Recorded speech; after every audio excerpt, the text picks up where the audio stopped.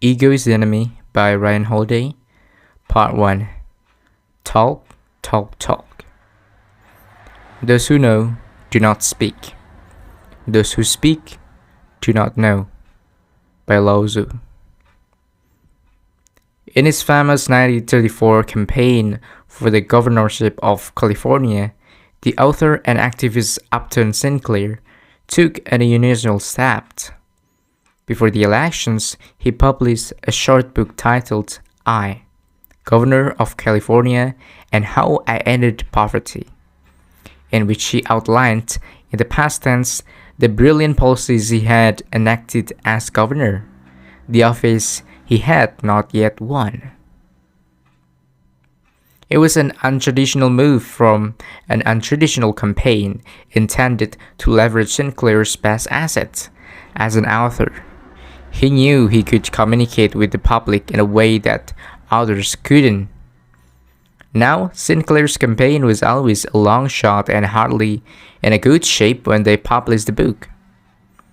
But observers at the time noticed immediately the effect he had, not on the voters but on Sinclair himself. As Carey McLeod-Williams later wrote about his friend's gubernatorial bid as it went out, Upton not only realized that he would be defeated but seemed to somehow to have lost interest in the campaign. In that vivid imagination of his, he had already acted out the part of I, Governor of California, so why bother to enact it in real life? The book was a bestseller, the campaign a failure. Sinclair lost by something like 250,000 votes, a margin of more than 10 percentage points. He was utterly decimated in what was probably the first modern election. It's clear what happened. His talk got out ahead of his campaign, and the will to bridge the gap collapsed. Most politicians do write books like that, but they get ahead of themselves just the same. It's a temptation that exists for everyone, for talk and hype to replace action. The empty text box, what's on your mind? Facebook ask. Compose a new tweet, Twitter backends, Tumblr, LinkedIn, our inbox, our iPhones, the comment sections on the bottom of the article you just read. Blank spaces, beginning to be filled with thoughts, with photos, with stories, with what we are going to do, with what things should or could be like, what we hope will happen. Technology asking you, prodding you, soliciting talk. Almost universally, the kind of performance we give on social media is positive. It's more, let me tell you how well things are going. Look how great I am. It's rarely the truth. I'm scared. I'm struggling. I don't know. At the beginning of any path, we are excited and anxious. We seek to comfort ourselves externally instead of inwardly. There is a weak side to each of us that, like a trade union, isn't exactly malicious, but at the end of the day, still wants to get as much as public credit and attention as it can for doing at least. That side we call ego. The writer and former Gawker blogger Emily Gold, a real-life Hannah Hoffert, if there is one, realized this during her 2 years struggle to get a novel published. Though she had a 6-figure book deal, she was stuck. Why? She was too busy spending a lot of time on the internet. That's why. In fact, I can't really remember anything else I did in 2010. I tumbled, I tweeted, and I scrolled. This didn't earn me any money, but I felt like I work. I justified my habits to myself in various ways. I was building my brand, blogging a creative act, even creating my reblogging someone else's post was a creative act. If you squinted, it was also the only creative thing I was doing. In other words, she did what a lot of us do when we're scared or overwhelmed by a project. She did everything but focus on it. The actual novels he was supposed to be working on stalled completely for a year. It was easier to talk about writing, to do the exciting things related to art and creativity and literature, than to commit to the act itself. She's not the only one. Someone recently published a book called Working on My Novel, filled with social media posts from writers who are clearly not working on their novels. Writing, like so many creative acts, is art. Sitting there, staring, mad at yourself, mad at the materials because it doesn't seem good enough, and you don't seem good enough. In fact, many fillable endeavors were undertaken peripherally difficult. Whether it's coding a new startup or mastering a craft. But talking is always easy. We seem to think that silence is a sign of weaknesses, that being ignored is tantamount to death. And for the ego, this is true. So we talk as stuff our life depends on it. And actually, silence is strength, particularly early on in any journey.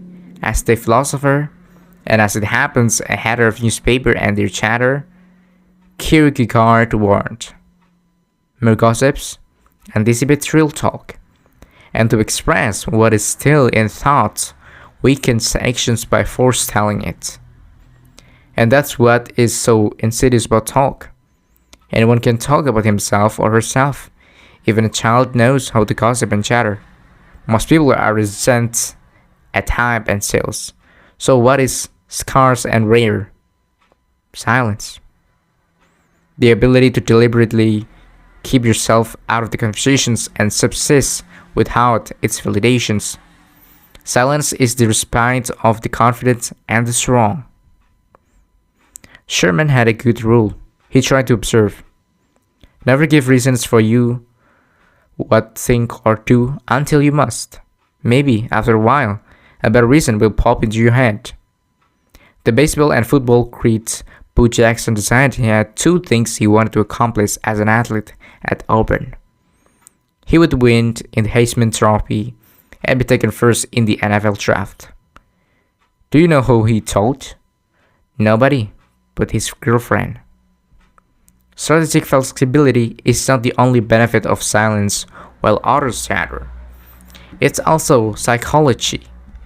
The poet Hesiod has this in mind when he said, "A man's best treasure is a thrifty tongue."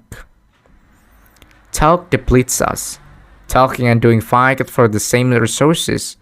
Research shows that while goal visualization is important, after a certain point, our mind begins to confuse it with actual progress. The same goes for verbalizations.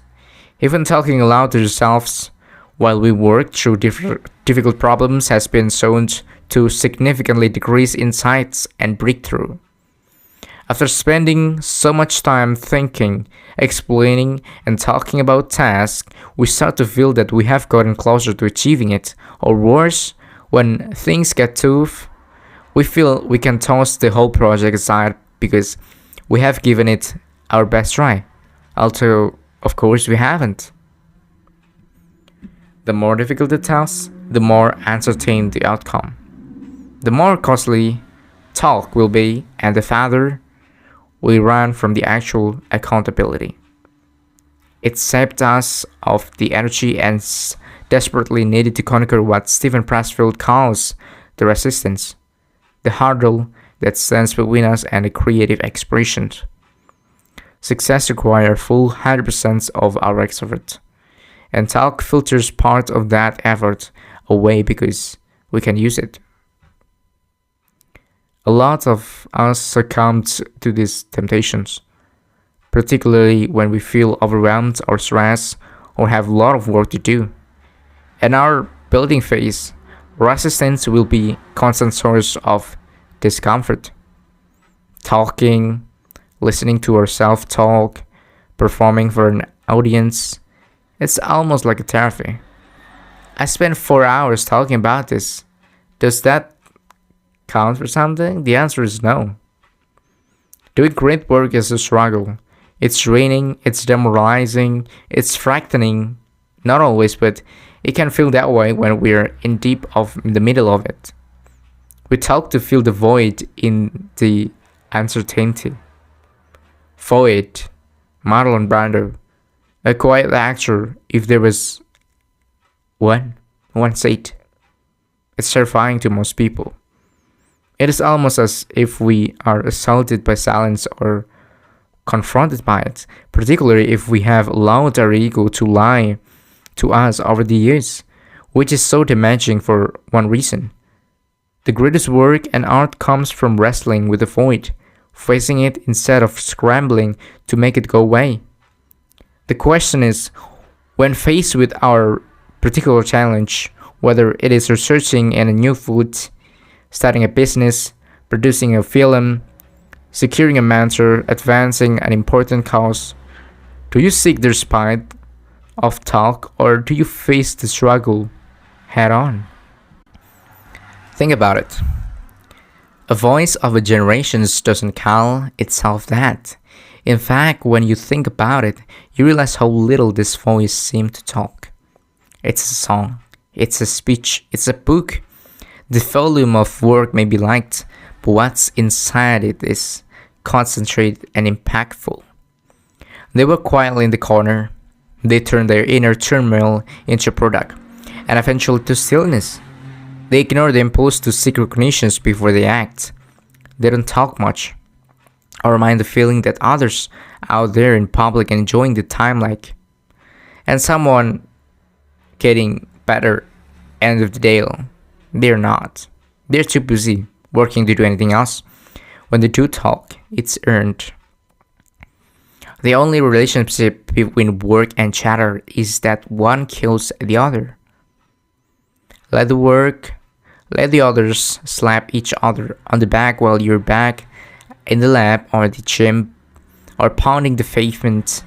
Plug that hole, that one, right in the middle of your face that can drain of your vital life force. Watch what happens. Watch how much better you get.